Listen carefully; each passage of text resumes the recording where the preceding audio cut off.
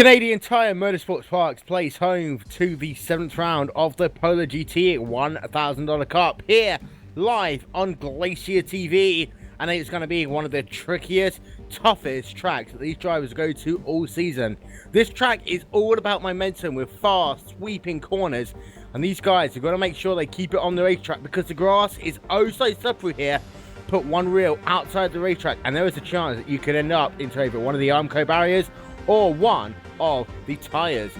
Will Vincent along with Rob Cuss and Dan Blake for the 7th round of the PolarGT $1,000 Cup. And Dan, arguably this is one of the most difficult tracks we're going to all season long.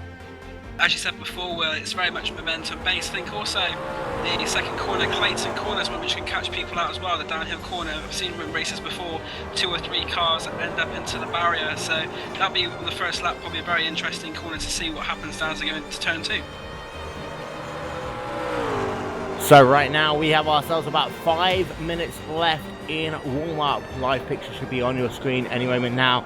And we are working ourselves with about 22-23 drivers around this racetrack, and it's also one of the shortest racetracks that we're going to go to all season long, Dan. That means lap traffic, when you consider the average speed of this racetrack, the fact that these cars probably won't be even in second gear for most of the lap, it really does mean that lap traffic could come into play, especially in heat number 2, as these drivers are not only going to have to negotiate cars on the same lap as them, but also lap traffic as well. I don't think lap traffic will be much of an issue, to be honest, Will. We've got quite a depleted field, so I don't think traffic will be too much to worry about. If there was a bigger field, it might have been more to worry about, but as you said before, Will, it's a very, very quick track. They're not very often in the slower gears, so if they're slow, we'll definitely tell today. Also like to welcome Rob Cuss into the booth. And Rob, this track was originally called Mosport, now it's the Canadian Tires Motorsport Park. But we also remember this as a brutal racetrack set in the heartlands of Canada. Indeed, punishes mistakes heavily. The tyres are unforgiving, the walls are unforgiving, the trees are unforgiving, and so are the squirrels. Don't forget, keep in contact with us all race long. Use the hashtag GlacierTV. Also our new GT hashtag #IamGT, hashtag #IamGT. For all of your GT Grand Am Motorsports news as well. Cars to say they've got themselves about 3 and a bit minutes left on this warm-up session. Right now, Yoni Hagner is trying to do a little bit of working behind Alexi Aloma as they see how their cars are working in traffic. And that's going to be one of the things. You can't make your moves at a lot of points on this racetrack, Dan. You've only really got 2 or 3 passing opportunities, and you've got to be able to set those passes up well. The most easy one to do it is down into Moss Corner, as you just see that, a car getting loose at the exit of turn number 1. We expect to see a lot of cars trying to use that curve and it go all horribly wrong for them. Yeah, Moss Corner will be one where they try to overtake, but also if they get a good enough run down the Mario Andretti straight, you could see the S's being utilised down the inside for the first part of the S's. That also could be somewhere. And also, we talked about momentum. If momentum is poor coming through turn 9 and turn 10 White's Corner, then there could be a chance for someone to go down the inside at turn 1. But as you said, Will, there isn't too many clear-cut opportunities on this track.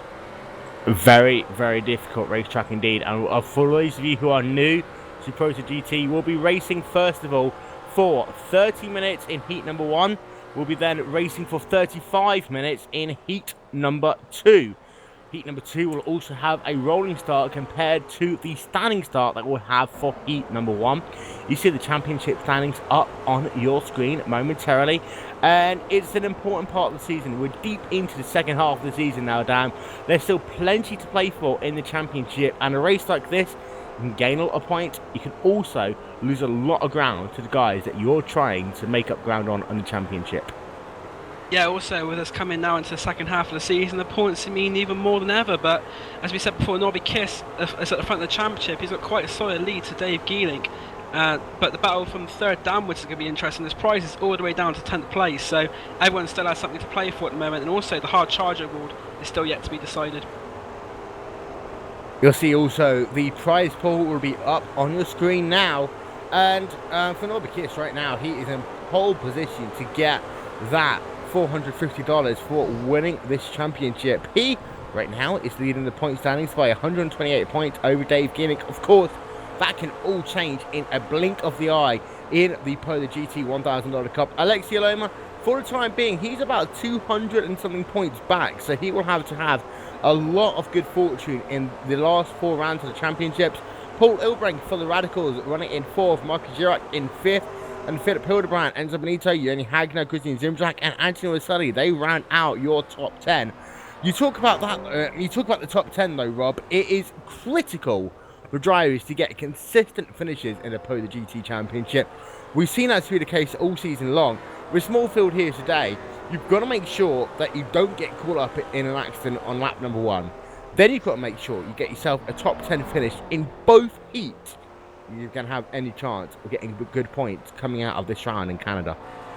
Exactly, you've got to maximise your opportunity, and with the small grid, sadly, because people decide to, not race in the series for whatever reason, it gives the other drivers that were a little bit further back more opportunity to gain those valuable points, to bump themselves up, and all you got to do is avoid the mayhem. Don't forget, GlacierTV, your home for the 2013 Irish.com World Championship Grand Prix Series. The next round taking place next Saturday. That will be at the famous Brickyard we like to call Indianapolis. Also, GlacierTV will be bringing you 3 of the next 6 rounds of the ISOWC IndyCar Series, starting with the Kentucky 400, coming your way next Sunday, 4 p.m. GMT. Your first 5 rows of the grid: Norbert Kiss, Petru Cottararo, they are row number 1. Rocket Barone, Glenn McGee, row number 2. Dave Geeling, Skelvelka Jr. in row 3. Alexi Loma, Yoni Hagen in row 4. Tapano Laniotto and Marcus Jacques, they are row number 5. We're getting set to go racing here at the Canadian Tires Motorsport Park for 30 minutes in heat number 1. Who is going to win? Will it be Norbert Kiss? Will Rocco Barone be able to get all the way up from 3rd place in the grid? Will Cottararo get himself his first win in the season? We're going to find out in the space of the next 30 minutes. The red lights are going on. Any moment now, they're going to go green. We're racing here at the Canadian Tires Motorsports Park, and the green lights are on. We're racing here as the cars storm down in turn 1 for the first time. A good start by Norbert Kiss. Cottararo on the outside gets an even better start. They're going to be too wide. Going into turn number 2. No, they don't. Cottararo falls into the 2nd position. Baroni in 3rd. Glenn McGee in 4th. Alexia Loma will round out your top 5, but Dave Gidding's going to go wide, and he's going to spin that car off, and he's going to be into the tyre barriers, Dan. I said before at the start of the race about the start of the broadcast about turn 2, and Dave Geeling, 2nd place in the championship, is unfortunately the victim. So right now, as Cottararo holding his line, trying to get past Norbert Kiss in the opening couple of corners as they come down into Moss Corner for the first time. The gap between the 2 cars is less than 0.3 of a second on the racetrack, but they have pulled out immediately an advantage to the cars behind. Rocco Barone is right on the rear of Cottararo, however, he's going to try and set himself up for a pass as they work themselves down the Mario Andretti straightaway, Rob. Yeah, Cottararo actually looked like he bumped Norbert just on the exit of that last corner. He had better drive, but just didn't have any way round him, so it looked like he gave him a little taparoo on the exit. So right now, Norbert Kiss is leading the way. Oh, it's all kind of over the curb, sorry. He still carries on, however, he's going to lose the position to Gabe Volker Jr. This is the battle for 5th position on the racetrack. Round the outside will go Volker Jr. Aloma all the way down the curb. He's going to get sideways once again. They come out of the corner. Volker Jr. will have the inside line. Down turn number 2, Aloma's going to have to back out. They know just how dangerous turn number 2 is. Aloma down into the 6th position. However, keeps Junior Hagner behind him for the time being. Your top 10 is Norbert Kiss from Petru Cottararo, from Rocco Baroni, from Glenn McGee, Xavier Volker Jr. in 5th, Alexia Loma 6th, Yoni Hagner in 7th, Marcus Jacques in 8th, and Roman Palumbo in 9th. Tapano Laniotto rounds out your top 10 of the 22 cars that made their way over to the Canadian Tires Motorsport Park, and everyone McGee still is scored on the lead lap. How did he save that? McGee just lost it. He got all kinds of sideways, and Volker Jr. got a little bit wide as well, reacting to McGee's power slide, as it were. But that was early on in the race. You know, the cold tyres, they do play a factor, especially on those medium fast corners, which the Canadian Tires Motorsport Park is so famous for. And McGee there is falling back in the standings for the time being. But there's also a little bit of contact as well. We're going to try and get contact of who that is right now as Aloma's all over the rear McGee as they come down the start finish line once again. Aloma is on the charge. It looks as though he's been able to get into a good position right now. He's running 5th on the racetrack, of course. He lost that position early on in the race, but right now it's McGee versus Aloma versus Hagner. The battle from 4th all the way down through to 6th on the racetrack. Marcus Kinsella not far behind. Mamba Colombo in that Team GT car, also Dan, is hunting those four drivers Hagner down. looks to the inside. Oh, he had a little look, saying, "Hello, Oleski, I'm here," but didn't make him think. It's actually cost him a little bit of exit speed, so it might open the door for Girac down the back straight. And also, we saw Dave Geeling go off on the first lap. He's managed to keep it going. He's up to 21st position. He's overtaken Germani Rapalina. As McGee gets it all kinds of sideways as well and loses like 3 positions virtually. Well, Same corner. Alexi Aloma goes past him. However, he was able to tuck into line right behind Alexi. He will get that draft down the Mario Andretti straight away. However, you see already he's defending that inside line from Yoni Hagner as they come down into the last portion of the racetrack. Hagner's going to go around the outside. Who's going to complete this pass? He'll have the unopportune line to this corner, but then he'll be able to slot down. It's very close between these two drivers, and it looks like Hagner might just get the pass done. He's going to be side by side. Hagner goes wide, and he will just keep it on the racetrack, but Jack will go past him as well, and also Palumbo. So Yoni Hagner loses 2 positions there as he's trying to get past Glenn McKee, and Dan, that is the important part of the latter part of the lap, is a right, left, right, and it means that even if you've got momentum into one corner, the next corner, you're going to be on the wrong side of the racetrack to complete that pass. That is the wonder of this track. When you think you're in a good position going down here, you do have to sacrifice a bit of the S's as well, and good close racing between the two there. It's unfortunate there's a little touch, but can't fault them. It's been a fantastic little battle there. I think there was more than one touch. I think they swapped paint a couple of times for that. Meanwhile, Petru Kotavara is right behind Norby Kiss in the battle for the race lead. The Ferrari Azure Racing driver of Petru Kotavara right now running in the 2nd position. He's going to go to the outside line as they come down the Mario Andretti straightaway. He will be side by side, so close there between those two drivers. He will almost clear him as they come down into the final 3 corners. He's going to be on the wrong side of the corner into this part, but if he can just get onto the right side now, he'll be able to clear him. Petru Kotavara goes to the race lead here in Canada. Petru Kotavara is your new race leader, Dan. Yeah, and also we saw on the first lap that Kotavara seemed to have the pace on Kiss coming into out of turn 6. We saw in the first lap that he had to lift out to stop him hitting the back of Norby Kiss, but this time he able to keep the advantage there, and it's helped him go round the outside going into the S's and consequently take the lead. So I think we'll find Kotavara is a bit quicker going onto the straight, and as you said before, Will, the momentum from that led to him taking the lead.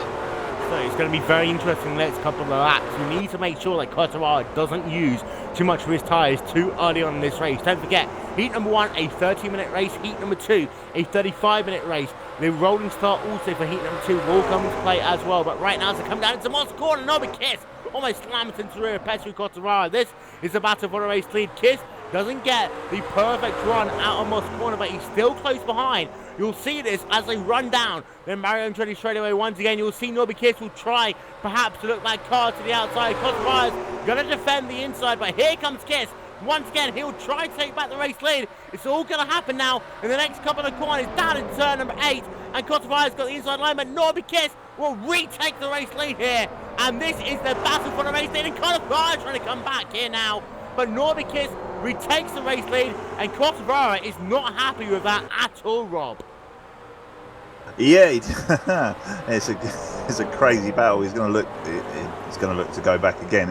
It's going to be ding dong for 30 minutes. So we look forward to it. It's going to be great. You caught me short there, Will, because I'm watching the battle a bit further back between McGee, Girac, Palumbo, Hagner, and Liniato, and they're all looking to make the pass on each other. It's some great racing back here, so I was keeping an eye on that. So you caught me a little short. Great battles all the way through the field. It's Kiss leading right now from Kotavara, from Baroni, from Aloma, from McGee, from Girac, Palumbo, Hagner, Laniota, and Ballard. They are your top 10 right now. Hagner's got a run. Oh, he's going to look down the inside. Door firmly shut. Oh, he's leaning out of speed. Oh, there's a spin there for Laniota. Spinning everywhere. And Palumbo. Also, yeah, so Palumbo and Laniota have both spun in close succession, and they've lost positions. But as you said before, they're coming down the hill. They must have come in a little bit too fast, but as you said, Rob, very close racing, but also that battle for the lead. The top three keep holding themselves up. Alexi Alema can find himself coming into play, but Cochavara on the attack again. Yeah, Cochavara tries to take back that race lead. He doesn't do it like that. He didn't get the perfect... Oh, McGee's got all kinds of sideways again. Sorry. And this battle down in the mid-pack as well. Glenn McGee running in 5th position, Marcus Jurek in 6th. Then you've now got a big gap, so it's a 2-car battle. Glenn McGee has to look in his mirrors right now because Jurek is on the charge. But the 2 cars that fell back positions, you had the partner Laniotto in the number 7 machine. You also had one of the other cars. Yoni Hagner spinning it, he's into the wall. Out of turn number 2, Yoni Hagner, he gets loose into the corner, into the wall, and Glenn McGee has issues as well. Oh, there's mayhem everywhere. Mayhem. It's crazy. These cars seem to not like the entrance into the really tight right-hander at all, going up the hill where the cars get light. I've seen so many cars lose the back end, and there's another car off. Is that Yoni driving along the wall?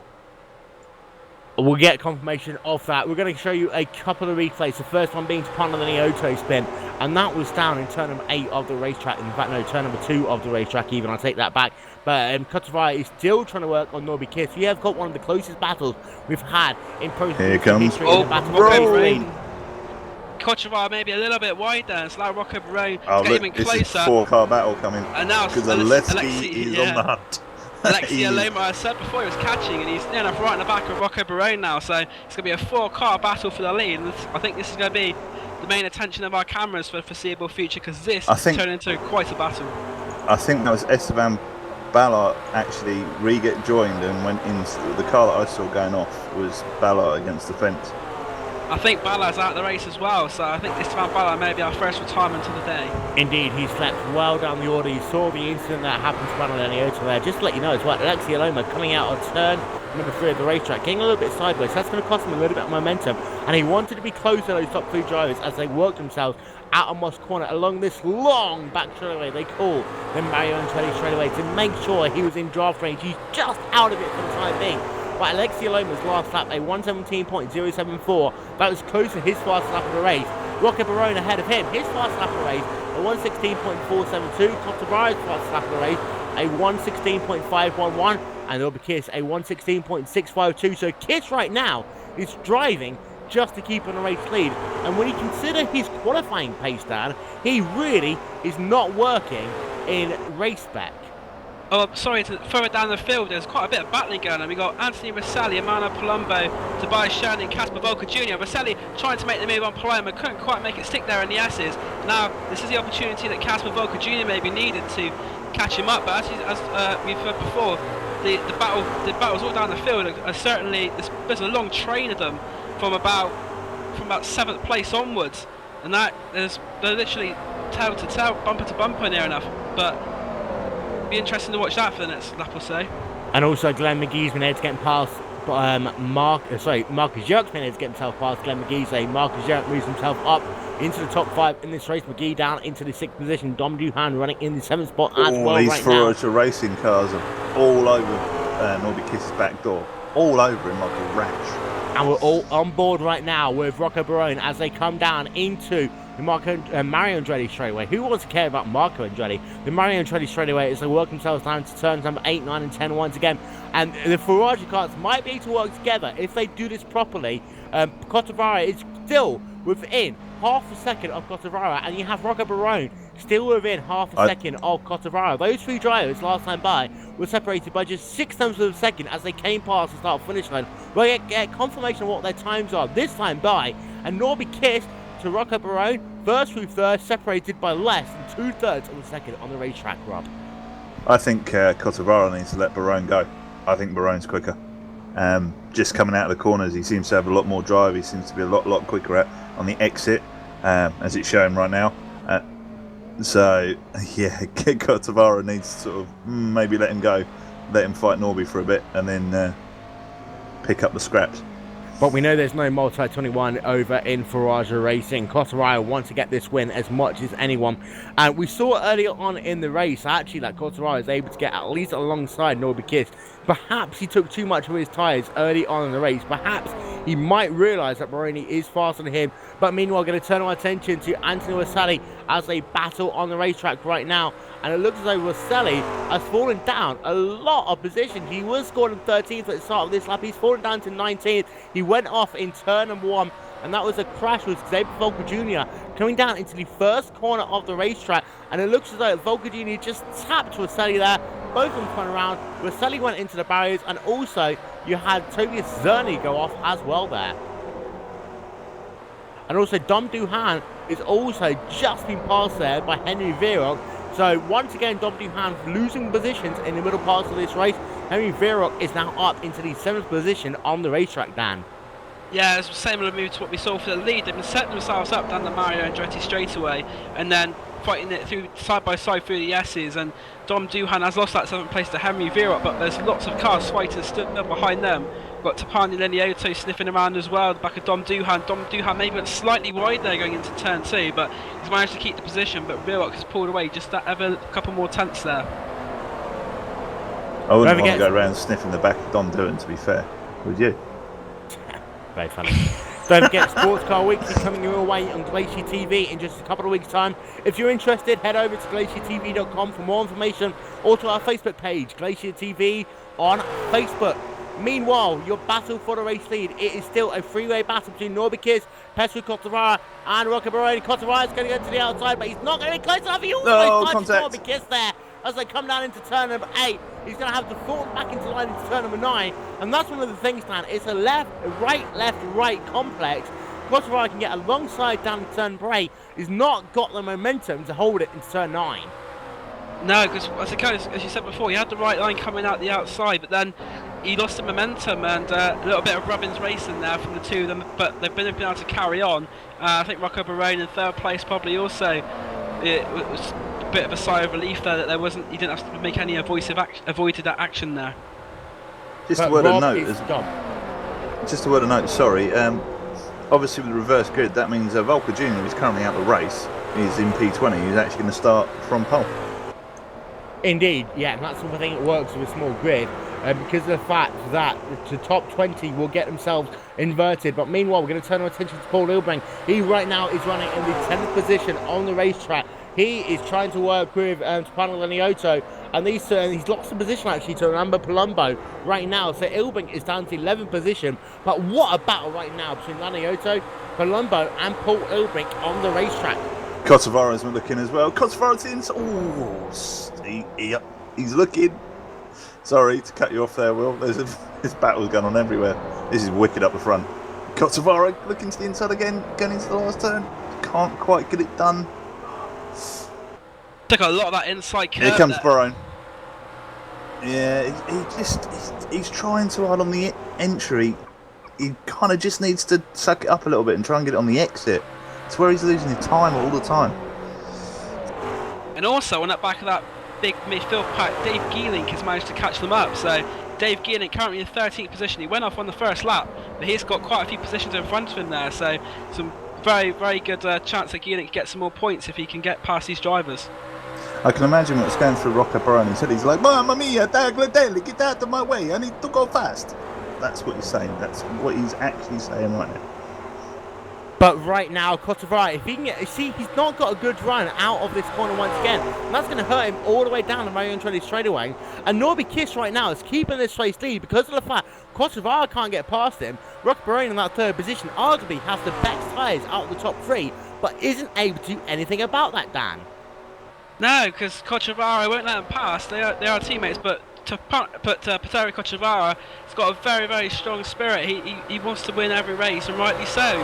I don't think it enters his mind to let past Rocco Barone, even if he is quicker. Because meanwhile, sorry, I need to interrupt you. Dave Geelink is trying to work himself past the number 7 machine of Tapani Leniotto. He will move himself up one position. We've got a spinner as well. Yeah, Andrea Valencius has spun coming into turn 8 at the end of Mario Andretti straightaway. Lightly touches the barrier, he's able to continue, but he's going to fall right back down. He was in 12th position, so Andreas Valencius will lose a lot of places there. So to run through And then your... a spinner! Pateri Cochavara has put it into the wall, going into turn number 3, Quebec corner. We said he was pushing very, very hard, and I think he's just found the limit. He's able to continue, but that will now release Rocco Barone as well and have a go at Norby Kiss. Oh, the Italian is coming. I feel sorry for Pateri. He was trying really hard. Too hard, sadly. And now I have a replay on screen, I think, of the Pateri Cochavara incident, but Rocco Barone now has Norby Kiss in front of him, and Rocco Barone he's going to try and catch up to Norby Kiss. He's got nowhere in between him now, but also this has promoted Alexia Lema into a podium position. Lema now in 3rd place, and he's not that far behind Rocco Barone either, so Alexia Lema could also maybe have a slight centre victory. I tell you what, when I think about what happened to Petr Quartararo, I think about what happened in the ISOWC race we had at Mosport just 1 year ago, and Yoni, I know this better than everyone, but you touch the curbs, you touch grass in any way, shape or form at Mosport, you are going to go around. Petr Quartararo now scored in the 6th position on the racetrack, and he's going to have a lot of work to do just to get himself back into the top 5. But however, Rocco Barone right now is in a good chance of trying to take that lead away from Rocco Barone. The gap has come down by 2 tenths of a second in this lap alone. It was 1.0 seconds at the line. It's already down to 8 tenths of a second as they're working themselves down to turn number 4. This fast left-hander before they come down into Moss corner once again. Rocco Barone, arguably, you could say, Rob, if he saved his tyres enough in the last stage of this race, he could just about get past Norby Kiss before the end of this race. We know, however, how aggressive Norby Kiss could be.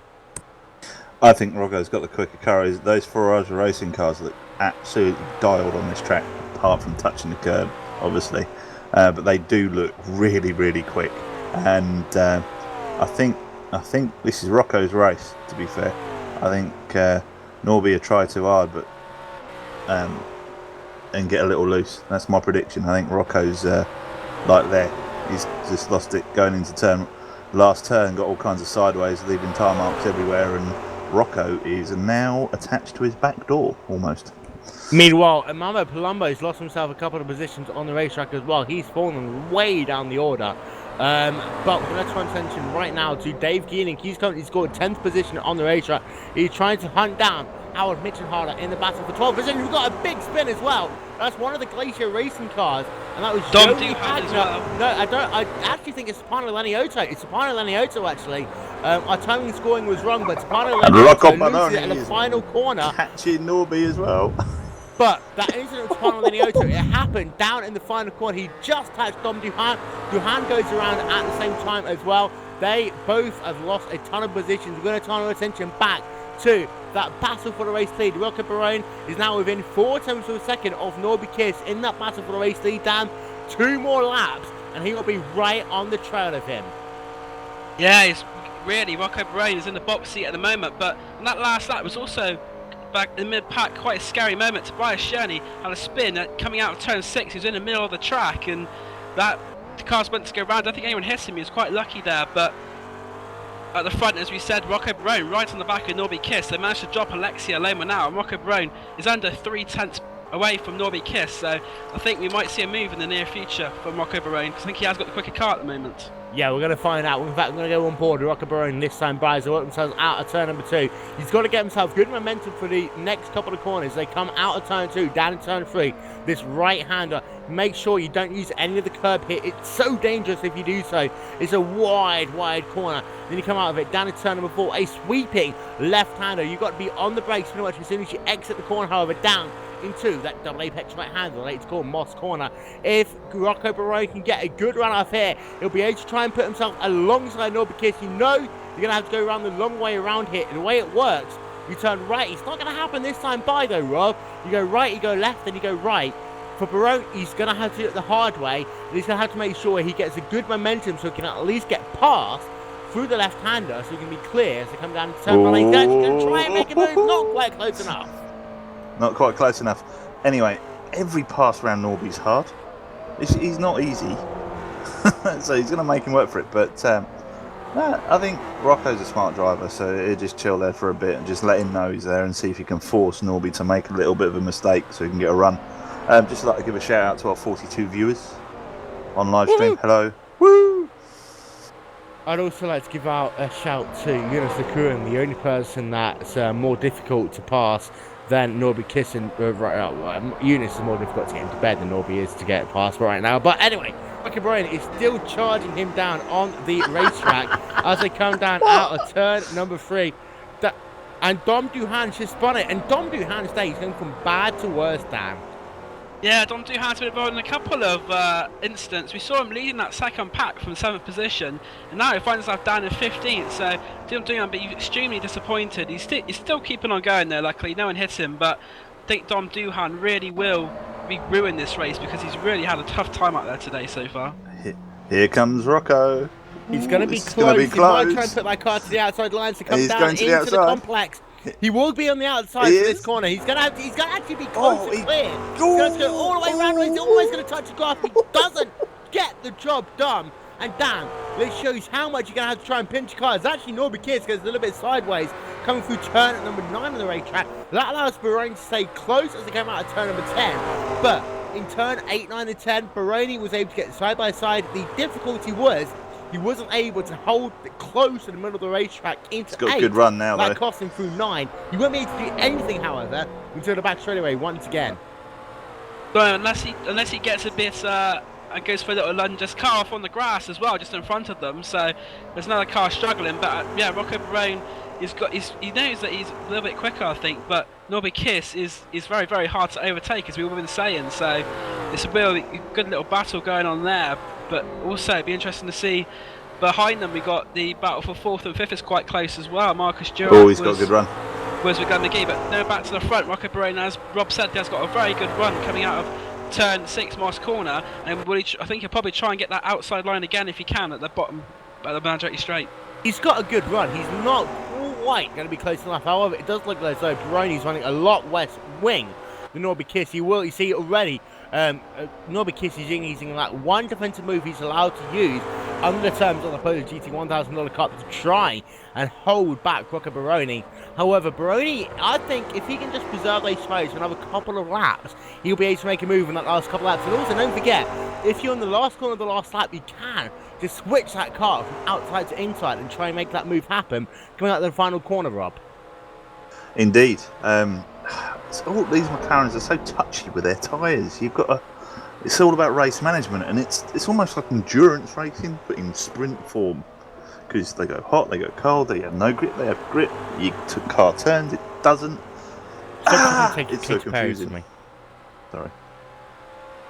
Hello. But still, Rob, if you look at, in fact, Dan, I'm going to talk to Dan now. Run through the top 10, it's still Kiss and Barone from Elois, from Gerald, from McGee. When Kosovar is falling down to 6th after running second in this race. Virk, Ilbrick, and Palumbo and Mitchell Harlow, they ran out your top 10. We already know that Yoni Hagner will be starting this race from pole position in heat number 2, however. Yeah, Yoni Hagner will be starting for retirement, but he will be. But now we're looking at the lead because Rocco Barone ran the outside. Rocco Barone's he's going to try that same move. He hasn't quite made it stick, but as we said before, you have the inside line, but Norby Kiss just about managed to outpower him and very, very close there to hitting the back of Norby Kiss there as Rocco Barone, but Norby Kiss survives for another lap, and I saw a car peeling off into the pits as well. The one car must be a little bit light of fuel here, which is a bit of a surprise in such a short street race. However, Barone is still trying to make that move on Norby Kiss. We've got ourselves 4 minutes exactly left on the play clock, so that equates to about 2 lengths. But meanwhile, Dave Geelink in right now the 11th position has just been able to get himself past Harold Mitchenhard, so he moves himself up into the top 10 for Geelink. That is important to try and negate that points deficit in the championship. Yeah, and also Alexia Loma running 3rd, so Alexia Loma's 3rd in the championship, so he's gaining quite a big point score over Geelink as well in this race, so every point Geelink gets will make it a lot better for him, not only to, well, I think it's more important that he tries to keep away from Alexia Loma, because Norby Kiss is 130 odd points, it's 130 odd points in front, so I think that Geelink, every position really does count for him at the moment, Rob. Yeah, he's got to do as much as he can for the championship. Every place is so important to him, vital to him, because there's not that much in it.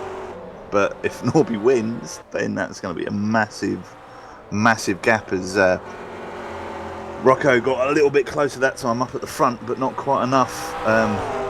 he's only going to have, what, 2 laps maybe to do this? Yeah, probably He will about have 2 laps. left. And- For Baroni, I mean, I have to say he's very good actually in the first section of the racetrack, and wouldn't be surprised if he tries to find a race, like down the inside, maybe turn 3, or actually coming down to Moss Corner itself. And the fact that he gets a better run through Moss Corner might mean he might try and set himself up for a last lap dash. Meanwhile, Kotavara still trying to make his way through the racetrack right now. He is scored in the 7th position, but closing down Henry Verrick in that battle for the 6th position on the racetrack. Kotavara's last lap, a 1:19.037. Verrick a 1:17.6. So Kotavara lost 2 seconds. You see a slow car as well. That is Anthony Rosselli scored laps. In fact, Wildenhall scored laps on the racetrack.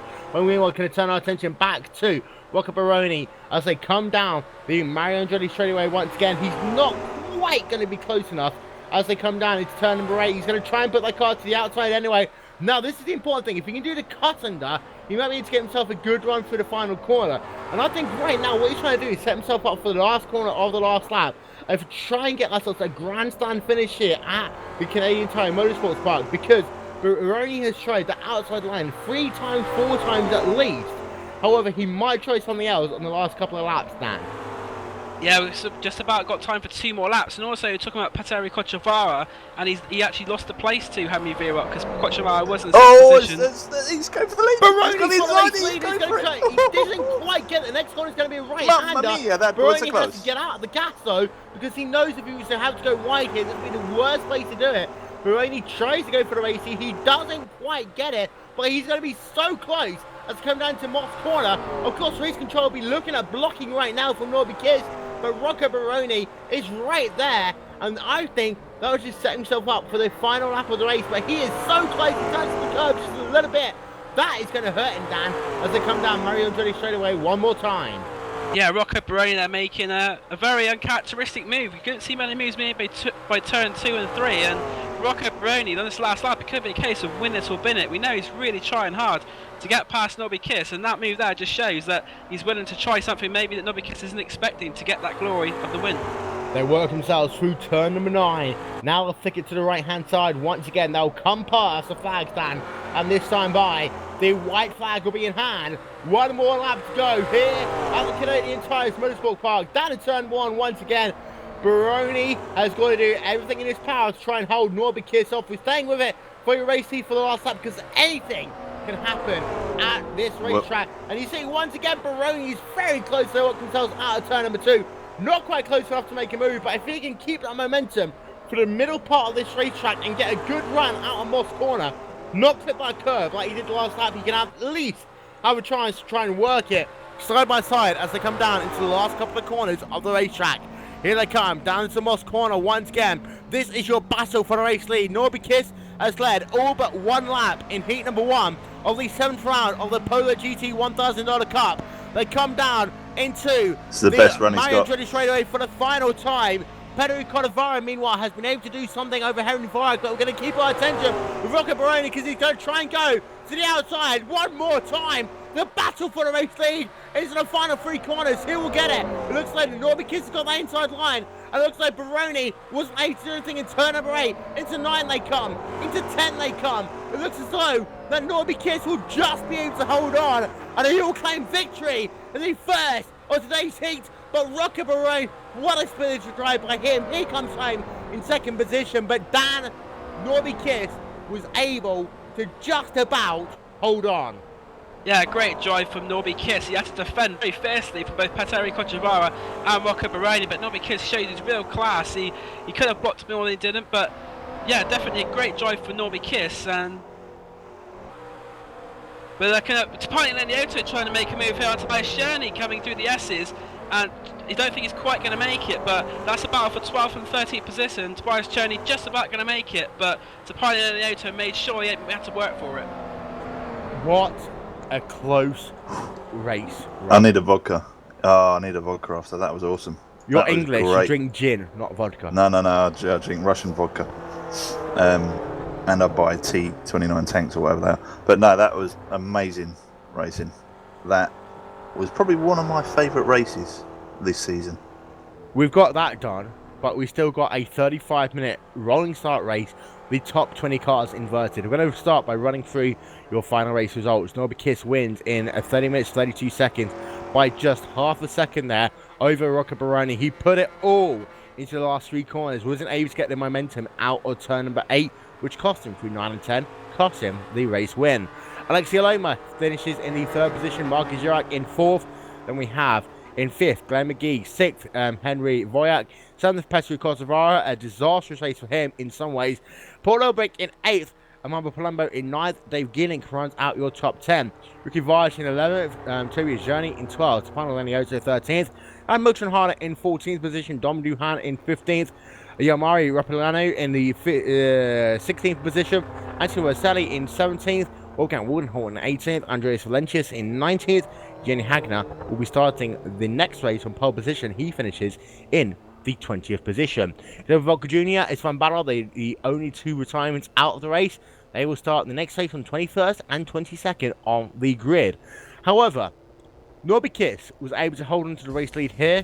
The big question is going to be in heat number 2 because Rocco Barone was right there with him. Petru Kosovara was right there with him for most of the race. Alexia Loma wasn't too far back. Norby Kiss. And I don't know what happened to Will. I'm still here. Odd. You cut out for me. Well, that's because you're useless. Probably. I was saying, like Norby Kiss, he had Rocco Baroni close to him. He had Petru Kosovara close to him most of the race. He's going to struggle to just get into the top 5 in heat number 2, Dan.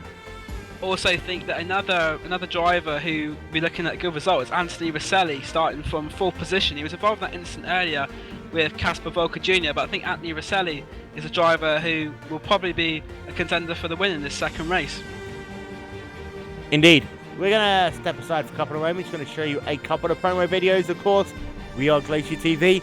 This is the PolarGT $1,000 Cup, and you're watching the PolarGT $1,000 Cup on iRacing. If you head over to iRacing.com right now, get yourself half price of your first 3 month subscriptions. Alternatively, go to Facebook and get yourselves 3 months for the price of 1. You get 1 month, buy 1 month, you get 2 months free. If you head over to facebook.com/iRacing. In the meanwhile, we'll be right back after these short messages from my friends over at iRacing. But up!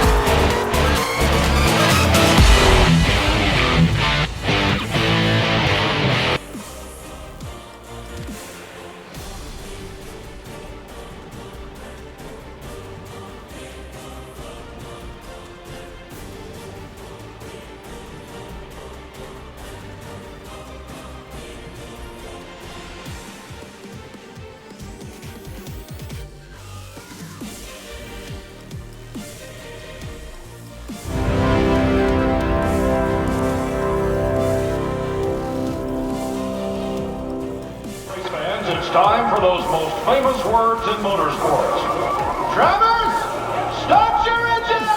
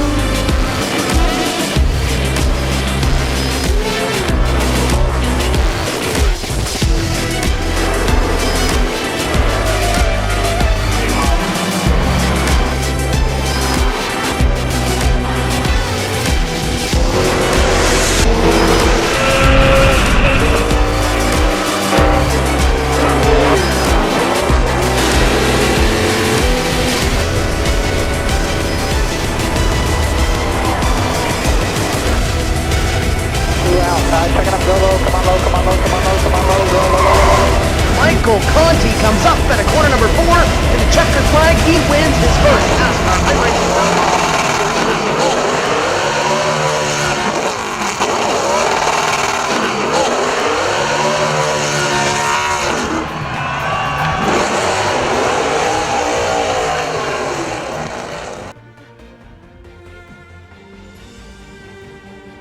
Welcome back to GlacierTV's coverage of the PolarGT $1,000 Cup here from the Canadian Tires Motorsport Park. Will Vincent, along with Dan Blake and Rob Cuss, bringing you all the action from this tough, tricky racetrack and time. In the middle between the two races to chat to a couple of drivers. First of all, to Petri Kotavara.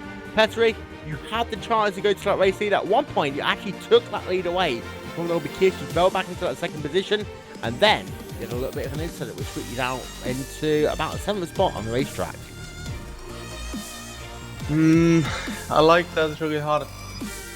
We had a good battle with Norby. I had really good start, so could keep that second position, and Norby was racing very hard. So sometimes he lost his line and almost got into me, but yeah, I was staying behind him until turn 2 exit. My car suffered some understeer and went a little bit off from the line, and rear tire was off from the track, so I spun to the wall. But luckily I could continue and keep that 7th position to start from the 12th or 13th place for the next race. So, what are you looking for heat number 2? Yeah, definitely.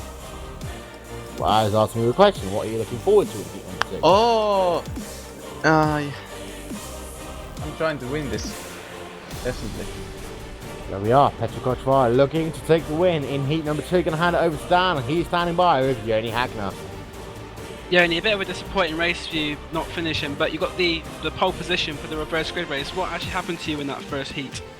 Well, got where the start was where I tried to pass somebody on the Moss corner, and that car spun ahead of me. Lose a few positions there, and tried to pass somebody on the turn 2, and well, I braked a bit too late, and he closes the door, and I was in the wall. So nothing major. Very unfortunate, but also, Yoni, with you being in the hard charger, starting from pole position is not really going to help your cause at all for that one. Well, cause this is my favorite track, I will win this race. Very strong words there from Yoni Hagner. Gonna hand over to Rob Cuss right now, and he stood by with Alex Galoma. Super Oleski! You were looking fast early on in that race, but then you kind of tailed off. What happened? Well, actually, I don't know what happened. I wasn't just fast enough for the leaders, and the cars behind were a little slower than me, so everything was really good. And my second question is, what's your favourite ice cream? Well, Now that threw you. No, what can you do in race 2? well, hopefully I can win, but no, I don't think I can win this far back. But my car felt really good, at least on the long run. It has really low tire pressure, so it takes some laps to get it really fly. So I hope I can pass some bots on the first laps and then just work my way up till the end, and hopefully good result. Well, good luck for that, and back to Will. So the right now is Dom Duhan. Dom, it looks as though what Alexi was struggling with tyre temperatures at the start of the race. You're struggling with your tyres in the middle to the latter portions of your race, and that Team Redline car fell down the order in the second half. What happened? Well, I think it's a combination of little practice and bad tyres, and certainly the last corner was so tricky, it's difficult. And, had a few incidents as well, so that definitely threw me off, but I didn't have the pace to keep up, so it was a lot of defending all the time. So. had that incident in Toby Cerny in the last corner on heat number 1. What you're looking forward to in heat number 2? Can you find your way through the field, try and get yourself a decent position in the second of today's heats? No. There we are, Dom Duhan being as honest as ever. We'll talk to him a little bit later on after the race concludes. However, we've got ourselves 5 minutes left in the second of today's practice sessions before we go racing for heat number 2. Dan, top 20 cars inverted. A number of drivers can win it here today. Give me your thoughts. Rob, afterwards, give me your thoughts. Yeah, there's a lot of cars who can win. Obviously, we've got Nobby Kiss, he's very quick. We've got Petteri Kochavara. There's also Nobby Kiss on a bit of a connection problem there. He's dropped from the session, so I hope you're hoping to get that sorted pretty quickly. But Nobby Kiss will be one of the favourites. We've got Petteri Kochavara, as I said before. Alexia Lema. I think Anthony Rosselli's driver you can't rule out either, starting from the 3rd position on the grid. So those are ones I'll be looking out for during the course of this race. I think a McLaren's going to win. And it's going to be... I reckon Norby's going to come through the pack in a whirlwind of fury.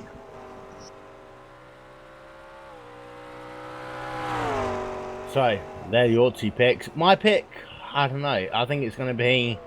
actually, I've got a feeling that Kochavara is going to try and take victory here. I know how good he was in the first heat. Of course, he had that incident. That's going to put him a couple of places ahead of the drivers who's been charging for the race win. If Kochavara can get a good start on this rolling start, there is a chance that he can get himself to the race lead and perhaps then maintain it. Of course, this is the day of the second of 2 heats here in the PolarGT 1000 World Cup, round number 7 from the Canadian Tires Motorsport Park. Don't forget, coming your way this winter, the Corvette GlacierTV Championship coming your way. More information, head over to GlacierTV.com or stay tuned on the iRacing forums for the toughest Corvette challenge ever in iRacing history. The GlacierTV Corvette Challenge Championship. Meanwhile, we'll turn our attention back to the racetrack here at the Canadian Tires Motorsport Park. The second of today's heats, and damn, we've seen so many times before that downforce settings could be a big difference between heat one and heat number 2. Today, with that long straightaway leading up into turns 8, 9 and 10, you've got a balance, downforce, and also that need to be fast to try and make that pass down to turn number 8. I think the drivers might have learned a lot from that first race, and some of them will probably be now testing out a few little improvements, making a few little improvements just to be able to help them get a bit more quicker in this race. And Rob, when you think about it as well, you know, traffic, you've only really got 3 parts to overtake in a normal race. In a race where the top 20 cars are inverted, you're going to try and find a place anywhere on the racetrack, but if you go off track here, you're going to hit a wall, or you're going to find yourself back into the tarmac. That's it. Because the grass here is so slippery, and what that means, you cannot put a foot wrong and get it off that grey stuff. It means the drivers have to be super accurate, have super belief in their ability not to flipping stack it on the grass, as someone demonstrates in warm up how not to do it and spins off. So yeah, again, the margin for error is slim to none. You know, one mistake and you're off. It's quite easy to Barney. What are you doing? You got to keep it between the white lines, mate, on the tarmac. Yeah, I suppose so. Well, I don't want excuses. I just want solutions. Thanks. Rob Cuss right there, acting like as if he's in charge of some random call centre in England. But the top 20 cars, of course, will be inverted for heat number 2. Of course, don't forget as well, it's going to be a rolling start. And that's going to make a big difference because the cars at the rear of the field, Rob, they are pretty much going to be in the final corner as they have to stack onto the gas to start this race. Your pole sitter for this race might bear that in mind. Try and hold that field back as much as possible, stack him up, so that he knows he can get himself perhaps a couple of seconds advantage over those cars over the rear of the field, try and make life as difficult for them as possible. Yes, indeed. Sorry, I thought you were talking to Dan. That's my fault. Also, race control having a word with us, letting us reminding us know that overtaking is forbidden until they come past the start-finish line. Of course, it's going to be a double file start here in this race. You cannot overtake cars that are in your line until you go past that start finish line. Of course, if the line that's on the opposite side to you on the grid doesn't get going, you can go. If it's the fact you try and pass someone in your line, you will be given a black flag by race control. You'll have to serve what essentially is a 15-second stop and go penalty on a short track like this, Dan. That really will make your life horrible for this race. It will ruin your race. That definitely will ruin your race. You'll be definitely down in the bottom half of the field, so they'll be very, very cautious. And also another driver we haven't spoke about for this race is Dave Geeling, who's starting mid-pack in about 10th place, I believe, 10th, 11th place. So he'll be someone else to watch, because Dave Geeling is very fast in the car. So be interesting to see what happens with him as well. But yeah, definitely don't want to be getting black flags at this track of all tracks. Keep an eye out on him. Keep an eye out on Petro Kosovar. Keep an eye out on Norby Kiss, Stefano Lelioto, Alexia Loma, Yoni Hagner. There's so many drivers who could win this race here today. Don't forget, keep us on Twitter. Use the hashtag GlacierTV. Alternatively, IamGT. Hashtag IamGT. Don't forget also, GlacierTV, your home for the 2013 Iceland.com World Championship Grand Prix Series. The next round taking place next Saturday at the famous Brickyard, the Indianapolis Motor Speedway, precluded by the second episode of the F1 show on Glacier TV, live on YouTube. Glacier TV also bringing you action from Kentucky Motor Speedway in the ISOWC, coming your way next Sunday as well. We're going to run through your starting grid. Jürgen Hagler starting this race from pole position. Andres Valencias will be starting alongside him in row number 1. Wolfgang Wardenholt in 3rd and Antonio Rosali in the 4th position. Yomari Lapatalina in the 5th position. Dom Duhan in 6th. Howard Mitchelhana in 7th. Stefano Leonardo in the 8th position. Tobias Journey in 9th and Ricky Varge in the 10th spot. Dave Geeling, Mohamed Palumbo, Paul Ilbring, Petru Kotovara, Henry Voyak, Glenn McGee, Marcus Jack, Alexia Loma, Rocket Barone, and Norby Kiss. They are your top 20. Dan, who's going to win this race? Very, very close to call. So many drivers. I think we know that Rob's back in Norby Kiss, but there are quite a few drivers who were starting near the front of the pack. I think I'm going to have to go probably with Anthony Rosselli or Dave Geeling at the moment, because but at the start of the race they're going to be a lot closer, but then anything can happen really. So, but you got to think maybe one of those drivers, particularly Anthony Rosselli, be looking for the win today. I'm not allowed to pick radicals, Dan. That's why I went with Norby. But obviously, I would love AJ to win this race. He's pretty handy. But we all know what happens. You know, there's always a bit of bumping and barging. And sadly, we need to strengthen our radicals cars, because we always end up on the grass.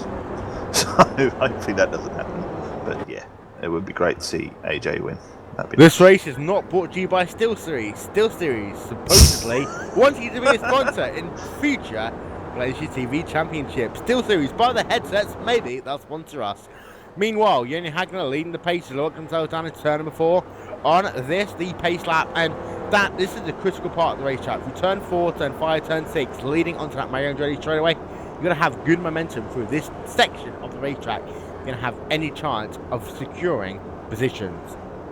Yeah, also we saw in that first race a few drivers making mistakes and spinning on this part of the track, which is quite perilous really, so there's not much room to get round them, but momentum definitely key, because to go down out of turn 6 and onto the Mario Andretti straightaway sets you up for the complex, as we saw in the first race. So a lot of cars, we were setting up moves from that point and being side by side going into the corner, and if you don't get good momentum, that's not going to happen. So it's probably one of the key corners on this track. Don't forget, this race is not brought to you by SteelSeries. SteelSeries not sponsoring this race until I tell you they are. Meanwhile, Jürgen Hagner leading away from Andreas Valencias. They are row number 1. Wolfgang Waldenhall and Anthony Rosselli, they are row number 2. Rapalino and Duhan, they are row number 3.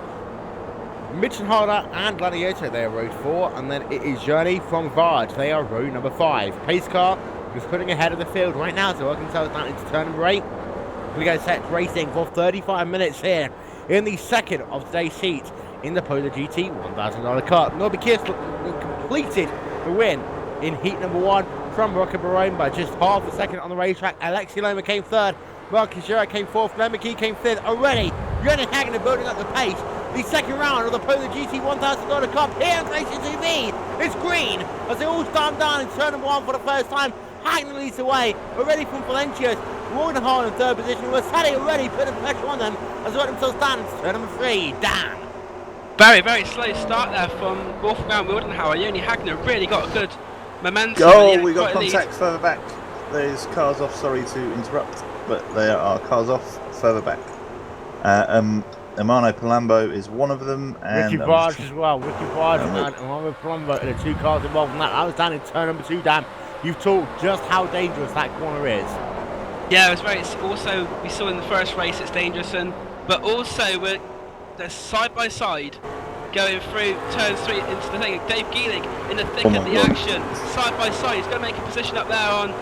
Well, I think it's that Palumbo. I think so. He's down side by side again. So Dave Geeling certainly taking the bull by the horns, as you can say, on the first lap. He really is going to try and make some positions up, and he's doing well so far.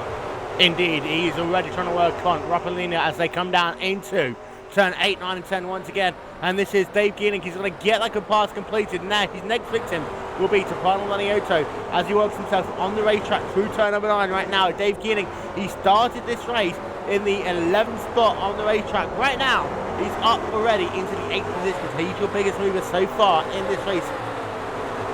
And about Loma as well. Look at the battle around them, Dan. Yeah, they're 3 wide now going down the straight. Alexia Loma, Paul Wilbrink. There's 2 cars on the grass in front of them. I think they're both going to avoid causing an accident, but they've lost a lot of places. But as we said, there's a lot of battling going on. Trouble as well there. That's McGee off. Glenn McGee and there's Paul Wilbrink as well. Oh, there's cars going everywhere. Mayhem. So Paul Wilbrink is off the racetrack. You have Glenn McGee off as well. So McGee's day, he started oh so well here at the Canadian Tires Motorsport Park. Is done. Paul Wilbrink out of the race, and you also have Isman Ballau out as well. Ballau's day has not been good here. Rookie Varge is also on pit road, Dan. Yeah, also on pit road, but the top 2 have pulled away nearly 3 seconds on the rest of the field. Joni Hagner and Andres Valencius have pulled away, and Valencius going to have a run here on Joni Hagner. He's going to go round the outside, trying to take the lead off Joni Hagner. He's side by side as they go around to 8, going into through 9. It's Valencius on the inside line. Joni Hagner just about keeps him at bay, so Joni Hagner will keep the lead, but Andres Valencius right behind him. But the 2 of them have really pulled clear of the rest of the field already. But don't forget that Joni Hagner wasn't actually that bad in the first of the day splits, as I believe that Cotavara might have gone off. We'll get confirmation of that in just a moment's time. The 83, however, is off track. We'll get confirmation that is Wolfgang Wardenhall who's off track, and he's falling right down the standings now, and Wolfgang Wardenhall falls down into the 16th position on the racetrack. So Wolfgang Wardenhall's day is really not working for him right now. However, I'm going to keep it on your lead battle for just the time being. This is between Joni Hagner and Andreas Valencius. Valencius last time by at 117.069, Joni Hagner at 117.201. Valencius is faster. We know, however, the Glacier Racing cars, they struggle to get tyre temperature at the start of this race. If Hagner can keep ahead of Valencius for the next 3 or 4 laps, he'll be done. Oscar Tavares is also the fastest guy on the racetrack right now. Rob. Yes, on my Steel Series headset. It's it's someone's attacking Geeling. Oh, it's Cotavara attacking Geeling. Sorry, down the Mario Andretti straight. Is it? It is down the Mario Andretti straight away, so come down to turn number 8 once again. Oh, there's a GlacierTV. We know how good Cotavara is on this section of the racetrack. It is 2 wide ahead of him as well. As they're almost only 2 wide, 2 abreast there. This is between Mitchell Hall and Laniotto. Laniotto almost coming into contact there as they walk into turn number 8. He will get himself up into the 4th position ahead. I believe actually that was Anthony Howard Mitchenhaler who's able to get past there in the 6th position now. So move Laniotto up into the 5th spot, Mitchenhaler down into 6th. Then you've got Dave Ginnick all over the rear of Howard Mitchenhaler to come through turn number 1. And then in the 8th position is Petru Cotavara, ready to pick up the straps if any of these cars go a little bit wide on the racetrack. But Dan, a great battle in your mid-pack right now as you see Cotavara's on the outside of Dave Ginnick in turn number 3. Yeah, Dave Ginnick and Cotavara. Cotavara got a little bit wide there, but the move by Tapani and Laniotto was a fantastic move. He was just showing just how you can make it work going through the S's, but this is a good battle here on the track. We've got Petteri Cotavara trying to get past Dave Geeling, but Dave Geeling also trying to take set place off Mitchenhaler, but Laniotto really is starting to pull away a couple of car lengths already.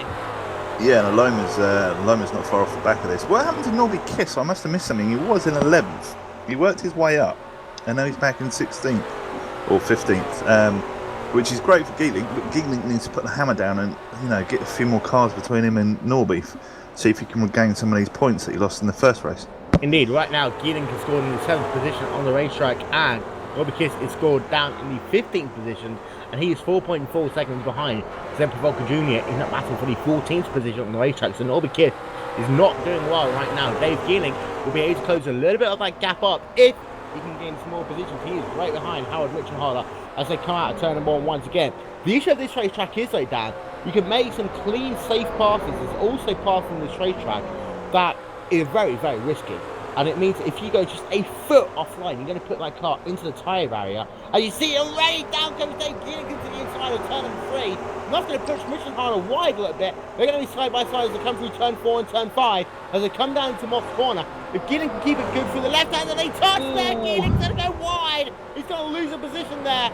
And I believe that is the Petru Cottavara. They're going to be too wide through Moss Corner. And again, Geeling's going to get a good run off the corner. That's going to get him side by side once again with Cottavara. He's not going to get the draft over. Did you see already? Mitchenharder is putting himself in the centre of the racetrack. It's a good battle right now. And that battle for 7th and 8th position stand. Yeah, also, to Pilot Leniotta made a little mistake there and lost a lot of time. He's now backed himself right into this pack. But Geeling's on the inside here. Patari Cochavara going into the S's. And Geeling is not quite going to make it stick. Cochavara puts the car in front of him. And Alexia Loma now is right behind Geeling. So this is probably the battle on the track at the moment, because Cochavara is trying to get past Mitchenharder. And they've got Geeling and Loma behind. Some very, very good drivers in this train at the moment. Right now, I'm thinking about what happened in the last World Championship Series race when Jake Sturgis was complaining about the fact that a car who wasn't in the championship running was costing someone a position on the racetrack. Right now, Dave Gibson, a very similar situation. Like Cotterai is not right there in the battle for the championship, but Geeling's going to get past him. That is Geeling valuable points in the championship. Geeling's going to find a way past. There are 3 cars right now, but about a second and a half of him on the racetrack to run for your top 10. It's Hagner from Valencius, from Roselli, from Duhan, from Loniotto, Mitchenharder, Cotavara, Geeling, Alexia Loma, Girac and Journey. They are your top 11 drivers on the racetrack, but Geeling therefore lost a little bit of time actually. He's very close to Mitchenharder, and Geeling's trying to close on both of them. This is a nice relay battle right now, but ahead of them, Cotavara looks like he might try and make that pass from Mitchenharder. He's not quite close enough however to come down to the S's. Bang! He's going to try and get down the inside. That's going to be very risky. Oh, jumps over the curb, Pateri Cochavara. That's a fantastic move at the moment. He's going to take the position. Fantastic stuff. He dove down the inside, jumped across the curb, but it was enough to take him into 6th position. And now Dave Geeling has got the car of Mitchenharder between him. But that's car off as Lexi Loma smashing against the pit wall. That's very unfortunate for Loma. I think that probably caused him quite a bit of damage as well. He seems to get a little bit loose. He couldn't quite control it. He went into the wall, and that's Alexia Loma into 10th place. At least he's got a short walk back to his garage, I suppose. You know, just and he's hop over spun the in wall. turn 2, definitely damaged. He has a 360, in fact he's done more than 1 time back into the wall, and now he's flipped over onto this fun. Big accident for Alexi Loma, but still he wants to keep on going. But I think Alexi might have to concede defeat here. That was a very, very big shunt in the second one especially. Yeah, rolling over. He hit the pit wall literally just as he passed the commit cones to get himself onto pit road. So he had to do a full lap, hit the side barriers there out of turn number 2. So his car is damaged. He's going to bring it onto pit road. He's currently scored in the 15th position on the racetrack, and right now is about 8 seconds behind Noah because he spins it again as he comes through turn number 3. His car pretty much is toast. He will have to retire that car from the race if he's not careful. But right now, that Battlefield race lead is still between Hagner and Valencius. And now that car has settled down, Hagner's been able to pull out a second gap over Andres Valencius in that Battlefield race lead. Valencius isn't giving up, but the important thing is though, that he pulled out a 5-second gap over Anthony Rosselli, as we're going to keep an eye out on Dave Geeling, as he's right behind Howard Mitchenharder in that battle for the 7th position. Rob. Yeah, those two at the front have just been lapping consistently. Really, really good job by those guys to just pull out a gap and let the other guys fight it out behind them. I have seen that move that Cotavara has done before on a film called Driven. Sylvester Stallone did that same exact thing to take the race lead in an IndyCar race. Indeed, yeah, and Loma spins that car again. He's been given orders by race control to bring that car down onto pit road. In fact, he's going to do so this time by. He's bringing that car down onto pit road. Your gap between Rioli Hagner and Andreas Valencius for the record is 1.2 seconds on the racetrack, 1.3 seconds. But meanwhile, Cotavara has caught up to the rear of Stefano Leniota. The gap was 3 tenths of a second as they came out of Moss Corner. And Laniota looks like he has a good run coming out of it. He's going to close up to the rear of Tupano Laniota in the battle for the 5th position on the racetrack. Will Cotavara try and go around the outside? Indeed he will. As he comes down into turn right, we saw Cotavara wasn't so good on the outside line this time. What a move there by Cotavara. Getting himself up to the 5th position in turn number 8. Then he sees turn number 9, try and get that car to the inside. He moves himself up into the 5th position. Now he can try us down Dom Duhan, who is 3.5 seconds up the road. Dan. Behind them, there's also a great battle between Mitch and Tyler, and Geelink and Durack, and also Rocco Barone is going on. But now Dave Geelink going down the inside of turn 1. That's a good move, though. He needs to make it stick. Durack And Durack, a bit of door banging. Marcus Durack makes his way through. And here comes the Rocco Barone too. It's a key move for Dave Geelink there because Cotravara and Laniota really have started to pull away from him. So a good move there from Geelink down, and Marcus Durack taking advantage as well. But Rocco Barone hasn't quite managed to get past the car on Mission Tyler, but now Dave Geelink will try and close down that gap. So, and it also looks like we've got a couple of other cars up position. Rocco Barone's been able to get himself up some places. He's 10th position on the racetrack, and he's actually right now. He's got 3 cars ahead of him, and the first one of the all is Howard Mitchenharder. Then he's got himself Marcus Durack and Dave Geelink on the racetrack as well. Rob, one of the important things, however, is these cars are very closely separated on the racetrack. Get into traffic, you might lose a bit of time, but if you're in clean air, these lap times are very, very similar. Did you just say very closely separated? How does that Shut work? up. Yeah, but you're right. They don't work that great in the dirty air. They become understeery turds, basically. So it's always, if you're in dirty air, you tend to heat your tyres up too much. Right now, Jürgen Hagen is still leading the way. The gap between himself and Andreas Valencius is 1.3 seconds on the racetrack. Then the gap is about 6 seconds back to Dom Duhan, who's currently running in the 3rd position, who has a half-second advantage over Antonio Rosselli in the 4th spot. Petr Cotavara runs in the 5th position to Laniota in 6th. Dave Geelink in 7th, Marcus Durack in 8th, Howard Mitchenharder in 9th, and Rocco Barone rounds out your top 10. But we're going to turn our attention right now to that battle between Dom Duhan and Antonio Rosselli, because Dan Rosselli is being consistently close to Dom Duhan. He's trying to get himself into a podium finish right now. Yeah, Dom Duhan and Anthony Rosselli have been switching positions throughout the race, but they're both in quite a bit of danger because Petteri Cotravara and Tupano Laniota catching them extremely quickly. Petteri Cotravara, one of the fastest drivers on the track at the moment, I believe. They're really catching up the two in front of them, so it won't be long between Duhan and Rosselli. You have to start looking behind them because Cotravara and Laniota are coming very quickly behind them.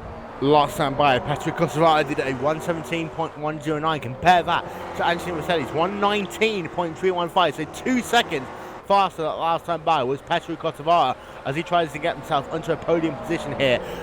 Dom Duhan in that number 7 team Redline machine was able to do himself last time by a 117.4, and Andreas Valencius a 117.4 as well. So right now, Dom Duhan regained 3 1,000ths of a second that last lap over Andreas Valencius.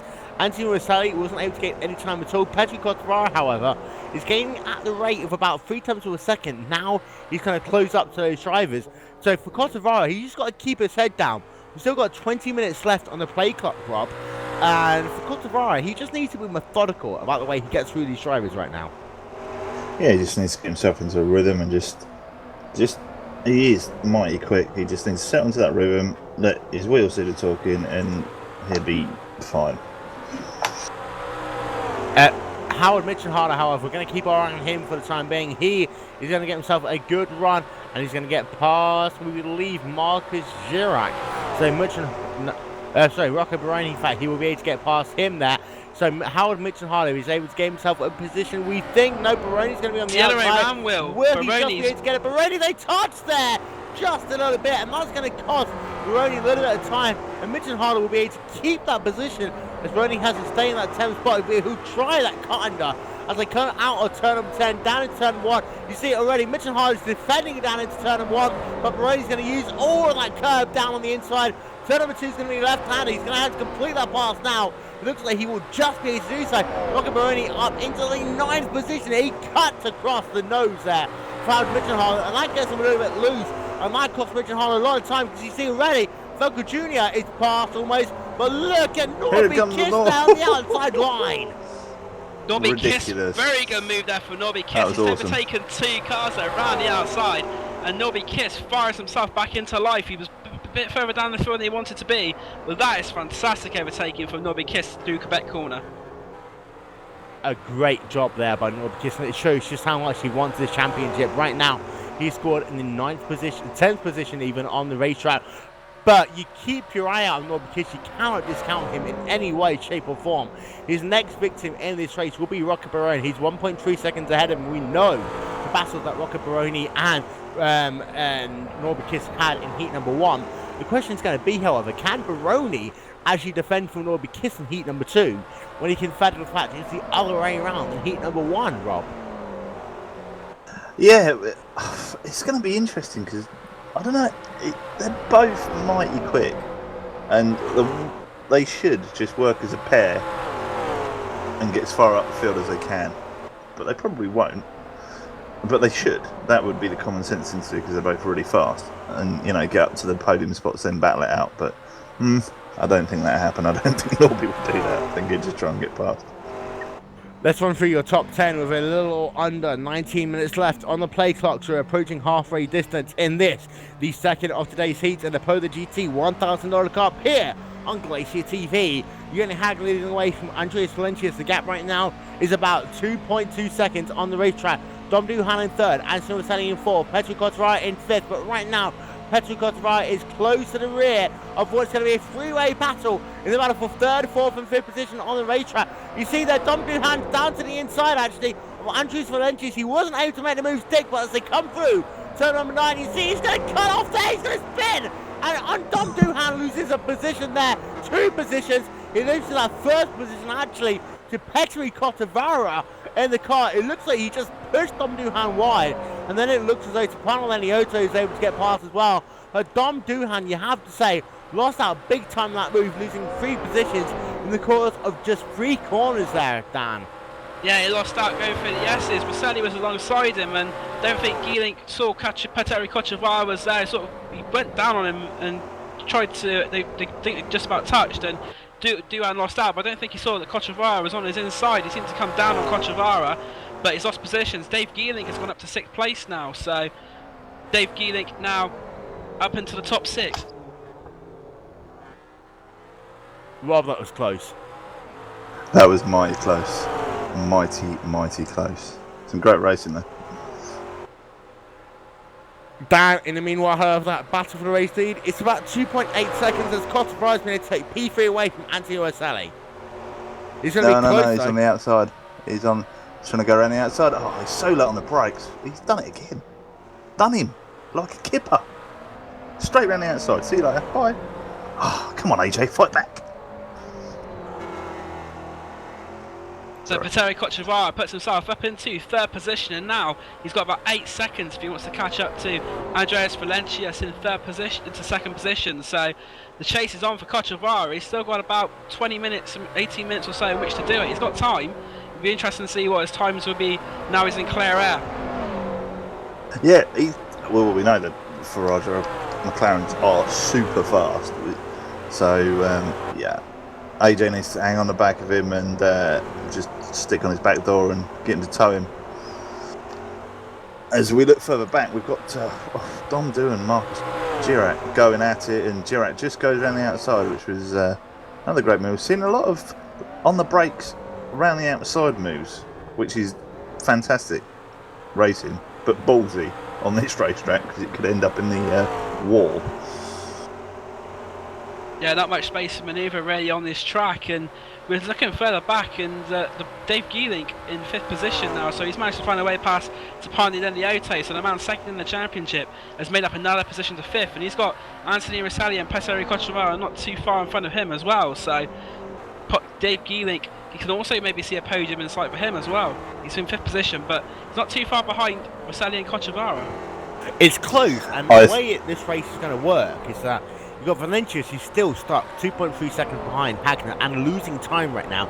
Looks like Valencius actually lose a lot of his tyres to try and keep with Hagner at the start of this race, and is now falling back. Cotterara is closing, but not at a rate it's going to be close enough, really, to get himself up to try and battle for that race lead at the end of this race. We're selling in 4th, Dave Giddick in 5th position. Laniota has a chance of making that top 5, as does Marcus Jurek, and you can argue same with Rocket Barone and Norby Kiss as well. Dom Duhan falling back once again as that Team Redline car strikes once again. Their side is just not working in the middle portion of this racetrack in Heat 2. That'll strike him just a little bit more. But we're going to keep an eye on right now on that battle for what essentially is 7th, 8th, 9th and 10th positions on the racetrack. Marcus Jarrett, Dom Duhan, Rocket Barone and Norby Kiss. And they're all very closely separated on the racetrack in some ways, but you see that Marcus Jurek actually is closing on Laniota as they come down into turn 8, 9 and 10, and Giddick isn't that far ahead either. Jurek right now is on a bit of a charge, as is Rocket Barone, as is Norby Kiss. Yeah, Norby Kiss and Rocket Barone, the top 2 from the first race, so now they've got the pace, and this race is quite interesting really, because I'm having to see them go through traffic, which they didn't have to do in the first race, and so far they're keeping it right, but Barone goes on the grass there, might lose a little bit of momentum, but Norby Kiss is a bit too far back to make the move, although he ducks to the inside of turn 1, Rocket Barone just about will keep his ninth place for now. Norby's never too far back to make a move. That dude's so late on the brakes, it's ridiculous. Jirak's looking quite racy though. He's trying. He was on a few looks and bobs and weaves around Tapani Liniata's back door there. I think they should stick and try and catch up with Geeling in front. On board right now of Norby Kiss, who's running himself in the 10th position. He's going to go down to the inside of that 400 car, get himself a little bit sideways. He will just about keep it on the racetrack. He's trying to work on Rocket Barone right now, as Barone's going to go past Dom Duhan. In fact, Dom Duhan just stopped. Dom Duhan's out of the race. Disconnected. No, he's probably had a DC. Sadly. What happened to Dom Duhan? I mean, he was okay Technical there. failure. Yeah, he just stopped that car at the side of the road. Engine failure, something happened there too. Dom Duhan, he just pulled that car to the side of the road. Game over for him. That's going to be hugely disappointing there for Dom Duhan in that number 7 machine, who had Rocket Barone, Norby Kiss right behind, who's holding him off for the time being. What this does, it releases Barone and Kiss into the path of Marcus Jurek. The gap between themselves right now, not that much on the racetrack, less than a second between Barone and Norby Kiss. Kiss is closing up. It's about 1 second exactly on the racetrack as he came past the line that last time by. But Barone has got to keep an eye out on Kiss, and Jurek has got to keep an eye out on Barone. But of course, Laniota and Giddick are right there as well. And that's that thing. We've got ourselves 5th all the way through to about 9th on the racetrack, separated by less than 4 seconds on the racetrack, Dan. Yeah, very, very close in the from 5th downwards. Dave Giddick not too far behind Anthony Rosselli as well, but Petteri Cochavara inching ever closer to the top 2.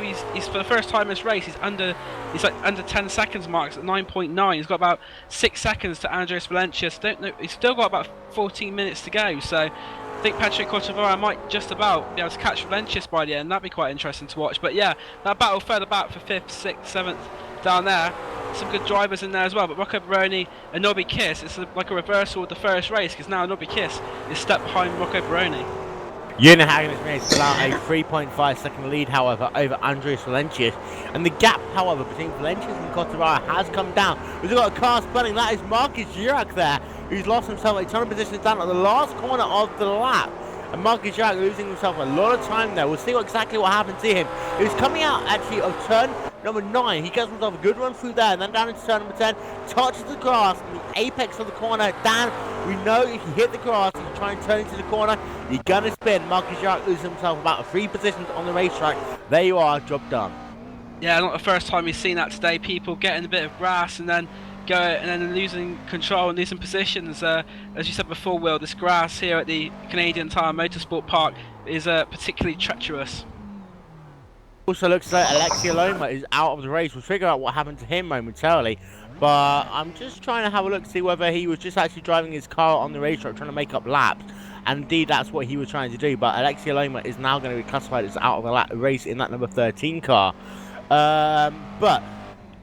Cotavara is closing up on Andres Valencias last time by a 1 of 17.046 for Cotavara and 117.430 for Andres Valencias. It's not enough though.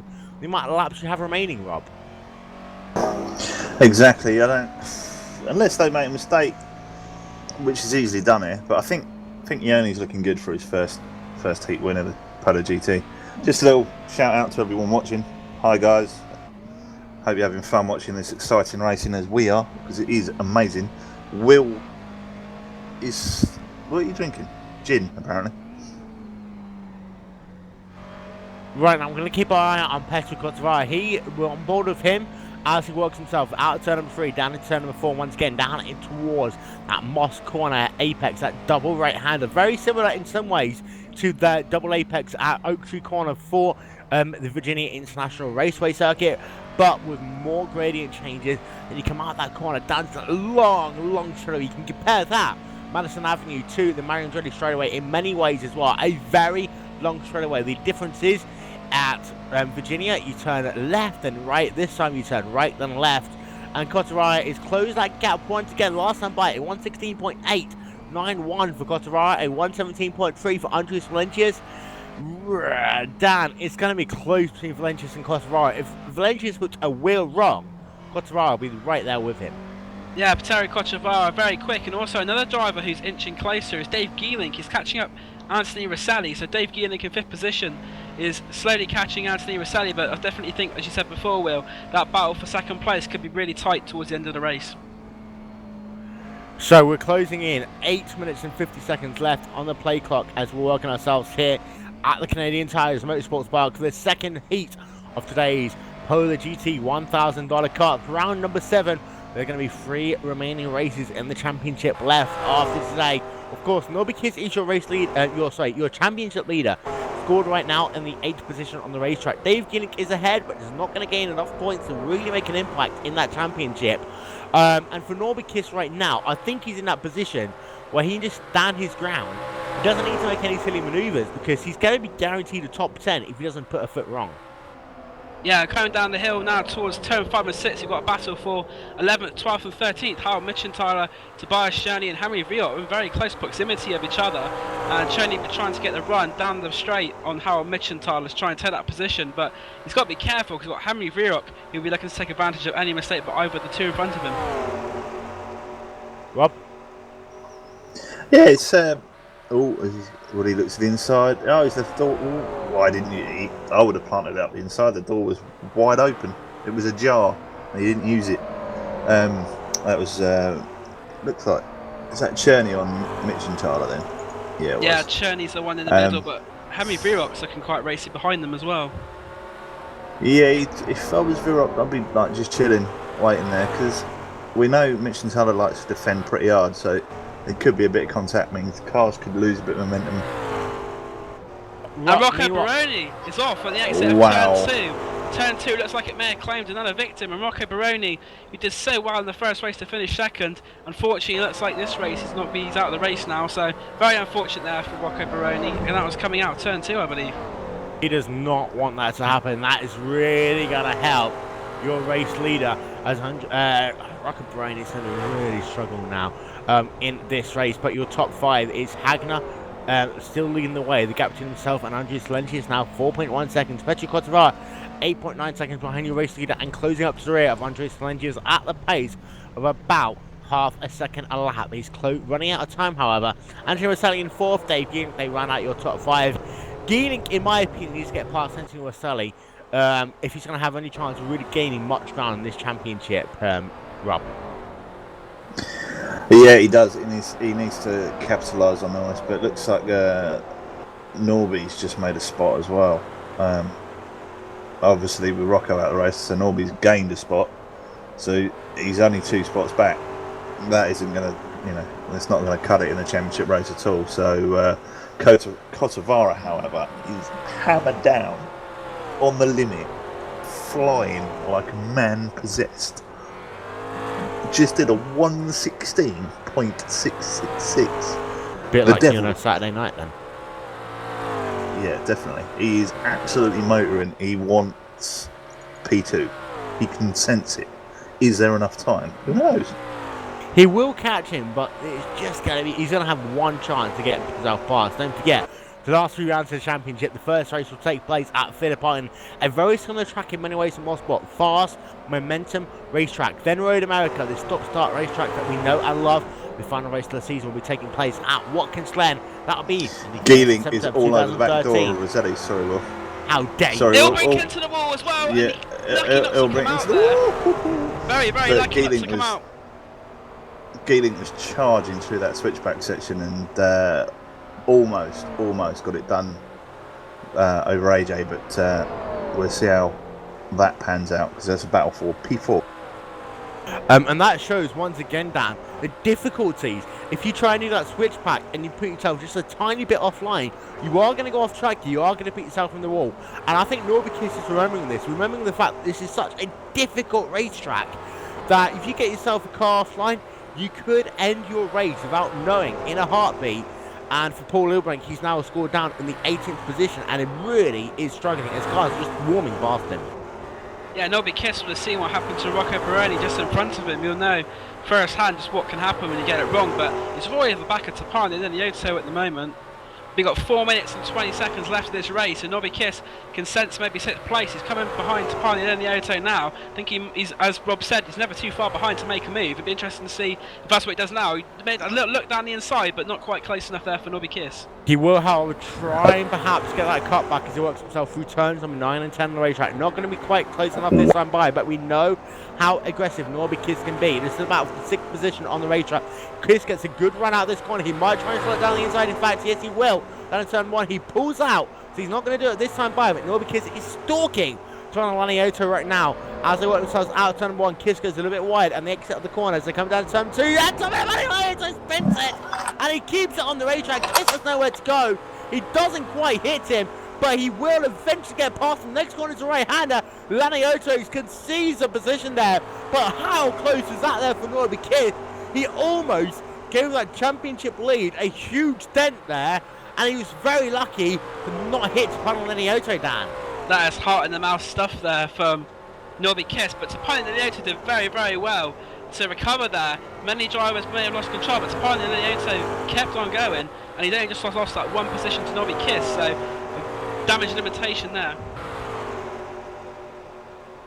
So Tapani Yoto is able to keep it somehow on the racetrack here. Norbikiss will get past him, however, and Lani Yoto, in fact, has fallen back to about 4 seconds behind him. But we're going to turn our attention to Anthony Wassadi and Dave Geeling. In fact, trying to find out what's happened to Dave Geeling, and something's happened to him because he's not showing up on our timing and scoring. And Dave Geeling looks as though he might be out of the race here.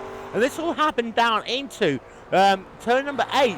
Dave Geeling was trying to go down to the inside there of Anthony Wassadi. It looks as though that nothing happens in those two drivers. Dave Geeling was able to get past, and then something's happened on time and scoring in technical fault. It must be for Dave Geeling. He's fallen well down the order, and that is a heartbreak there, Dan, for Dave Geeling in that number 18 car. It looks as though he is going to be out of the race. He'll be absolutely gutted. He just made a good move there on Anthony Rosselli, and a technical issue looks like it's robbed him of a good finish. I feel really sorry for Dave Geeling. He's driven really well, and that's not what he deserved. A cruel twist in the battle for the championship.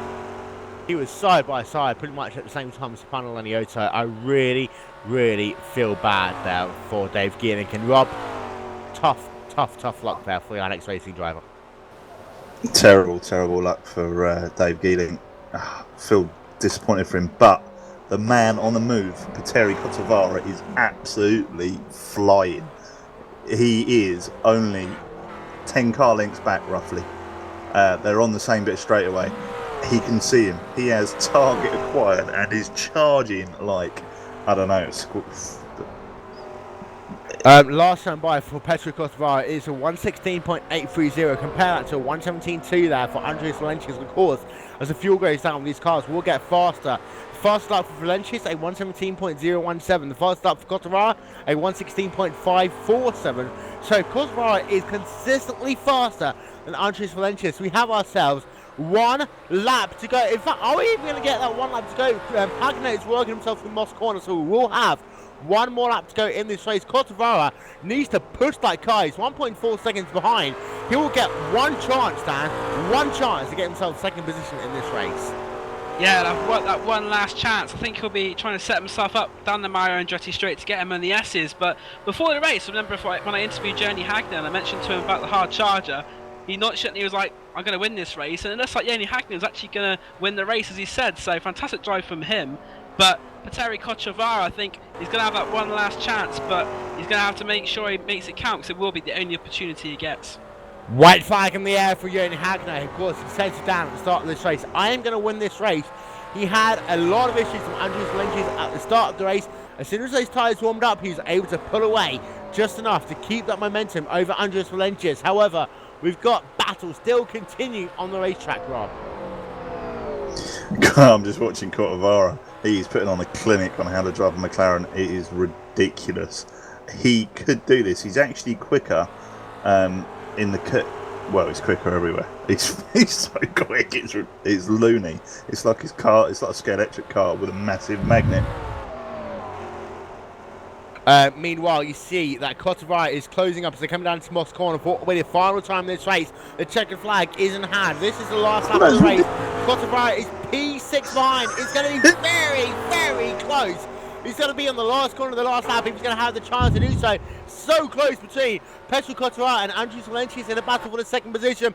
Keeping an eye on Jürgen Hagner ahead of him. He's got a 6-second advantage over these drivers already. Hagner down to the last couple of corners on this racetrack already. Hagner is coming through the last corner of this race. He is going to win the second of today's heat. Well, let's keep an eye out on Petr Cortavara.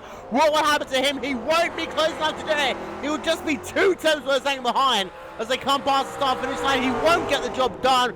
And you see that Valencius will claim second position. Cortavara will take third. Antonio Asano will come past the start-finish line to claim fourth. Norby Kiss will come home in the 5th position. Hagner wins. Kiss comes 5th. And importantly, Dan, Dave Geelink does not get the finish he wanted today. He comes home in 13th position. Very unfortunate for Dave Geelink, but as soon as he could, he connected back to the race and has actually put himself at the moment in 13th place. So it could have been a lot worse for Dave Geelink, but it's been very, very disappointed indeed. He was looking really strong for at least 4th position. He goes to go past Anthony Rosselli when his connection cut out. Very, very bad luck for Geelink, but he's managed to get the car running again, and 13th place points is better than having no points. So, Jürgen Hagner wins the first of today's heat, the second even of today's heats here in the PolarGT $1,000 Cup. In fact, going to try and talk to him on his cool down lap in Hagner Wilkinson here in the GlacierTV booth. Congratulations, you just won heat number 2. Yep, that was hard to keep concentrating because the gap was quite big on the behind, and Petter is also fast. But yeah, good race, no mistakes. Well, you said to Dan in between heat number 1 and heat number 2 that you were going to win this race. At the start of the race, it seems that Valencius was put a lot of pressure on you, but then you had to put away to about a 3-second advantage. And then from there, was it a case of maintaining the gap, or were you just pushing the entire race? You just hope that Valencius would stay in second and Cortavara wasn't able to get past him, or you're hoping that Cortavara would get stuck behind Valencius if indeed he did catch him before the end of the race? Yeah, I was taking quite cautiously whole race because I didn't want to make any mistakes. The start was a bit slow because my setup is not that good on the start, but then I was just maintaining the gap because I thought that the gap to fastest guys was 10 seconds and didn't need to push that much. And it's a tough race here at the Canadian Tire Motorsport Park. Really, really difficult to make sure that you hit every apex doable. Doing donuts right now on the front straight away. Yep. How do you feel? Well, this is quite good. I like winning. Typical Finnish motor there. He likes winning. Jürgen Hagner coming home in first position in the PolarGT $1,000 Cup. Heat number 2 in round number 7 of the championship here from the Canadian Tires Motorsport Park. To run through your top 15 in the race order, Jürgen Hagner wins by a gap. We're just over 5 seconds from Andreas Valencius. Petr Cortavara in 3rd, and to Rosselli in the 4th position. Your championship leader coming out of this round, Norby Kiss in 5th, Conor Laniota in 6th, Xavier Falco Jr. in 7th, Marcus Jurek in 8th, Toby Journey in 9th, and then Henry Voigt rounds out your top 10. Howard Mitchell-Harder in 11th, then McGee 12th. Dave Geelink, he struggled, he came home 13th in heat number 2, 4 laps down. Wolfgang Wardenhart in 14th, and Ricky Vires, they are your top 15. The rest of the results coming up on your screen momentarily. And Dan, it was a tough series of races here today. And for some guys, they were lucky. Other guys, they weren't lucky. Some drivers are brave, other drivers just wanted to keep it in line, get those points. At the end, Yeah. however, we had two different winners, Norbikis and Joni Hagner. Yeah, very good win there from Joni Hagner, but as we said before, Will, this was one of the tracks where mistakes were going to cost people, and it did cost people like Alexia Loma. We saw Rocco Baroni, a few of the others making mistakes as well. Also in that second race, we were watching that battle between Michenthaler, Vierhoek and Cherny. I noticed that Michenthaler lost the positions, finishing 11th with Cherny and Knight and Vierhoek 10th, but it's been a very good, very brief test for the drivers today. They've really had to make sure they've been on track and not making any mistakes, and some drivers fell foul of that test and others passed it with flying colours. And right now we're going to hand it down to pit road, and we have Rob Koss, and he is stood by. In fact, no one can hear what I'm saying. Yes, they can hear what I'm saying. Rob Koss is stood by with Alexi Aloma. Ah, Super Leski. Not so super that race. What happened? You were going to just careered into the wall. Well, because I'm DWC driver, I need to blame camera, of course. But anyway, well, I just lost it then.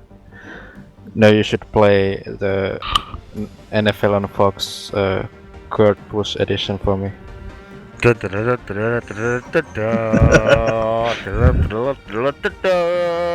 Carry on.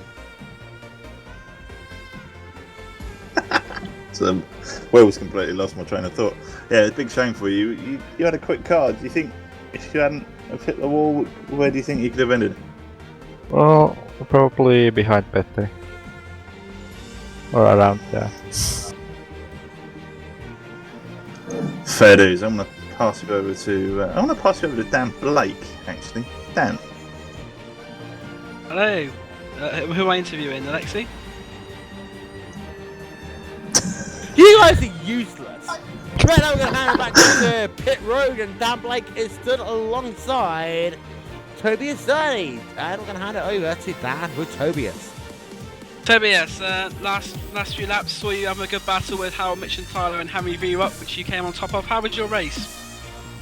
Yeah, it was. I think it was a very interesting battle. I had the feeling I had the faster car, but I always got a bad run out of the hairpin, so my nearly only one opportunity to overtake on a lap, was destroyed by my bad acceleration or something, and I had to really fight for this position and force him to make a mistake, and he luckily did on the last lap, and so I gained another position. Overall, how would you say that your race meeting here has been at the Canadian Tire Motorsport Park? Sorry, I didn't get the question. How is your race? How did your races go today? Are you happy with the way you finished?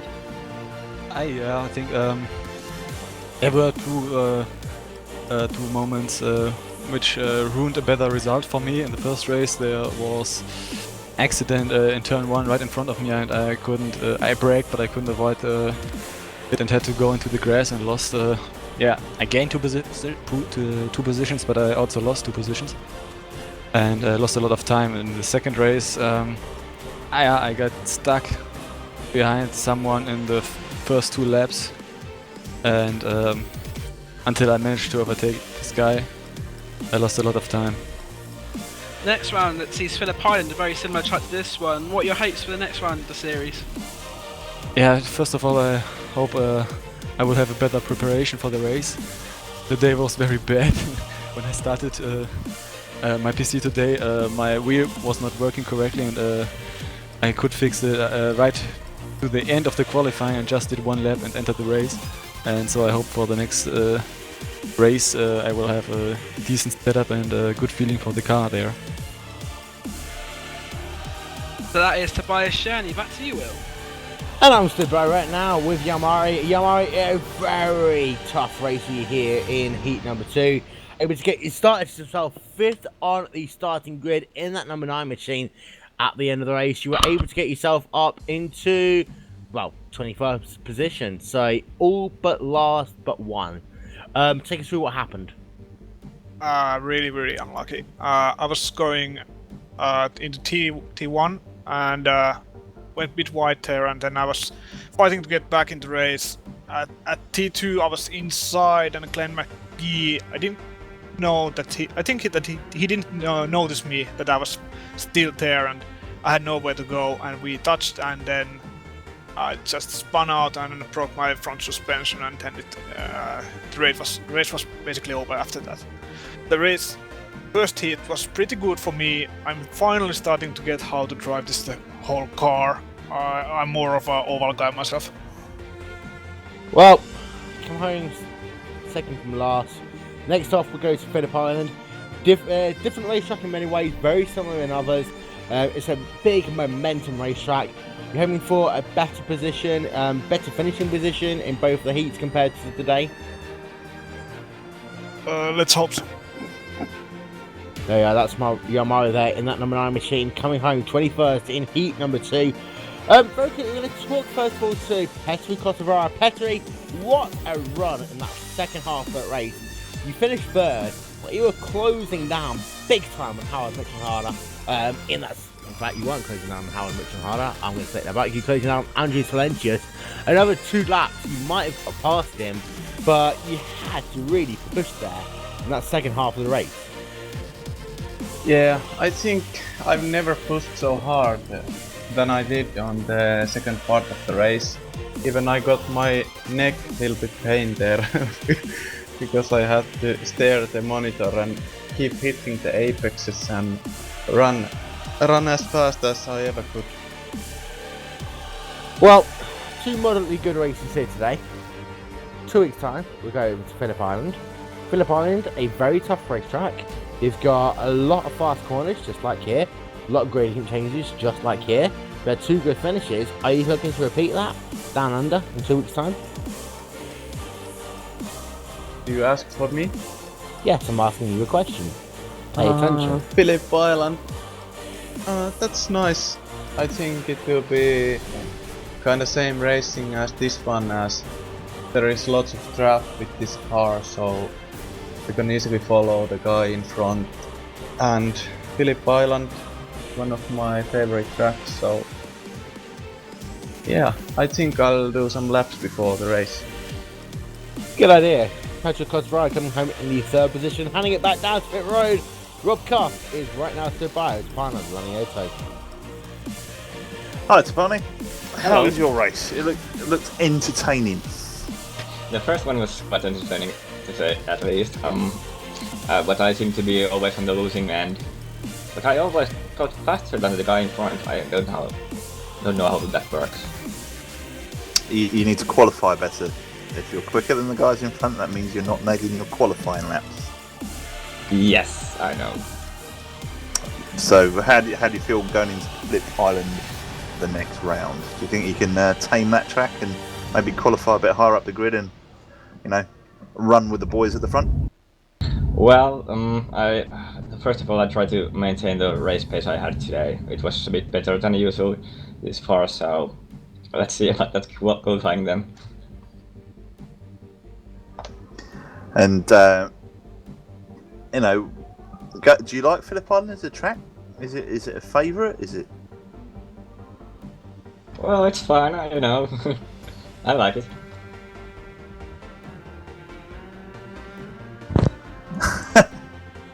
Right. Sorry, I'm getting buzzed in the ear by our producer. He's being a div.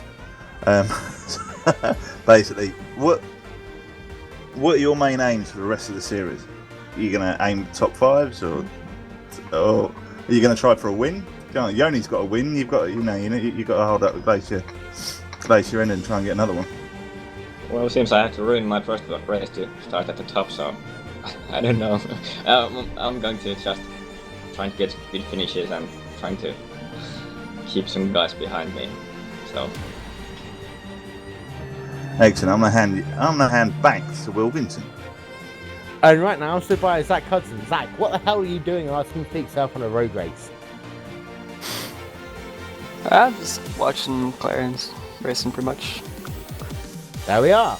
And unfortunately that's all we have time for. That's the shortest interview we've ever had, except that one time we tried to interview Wes Richards.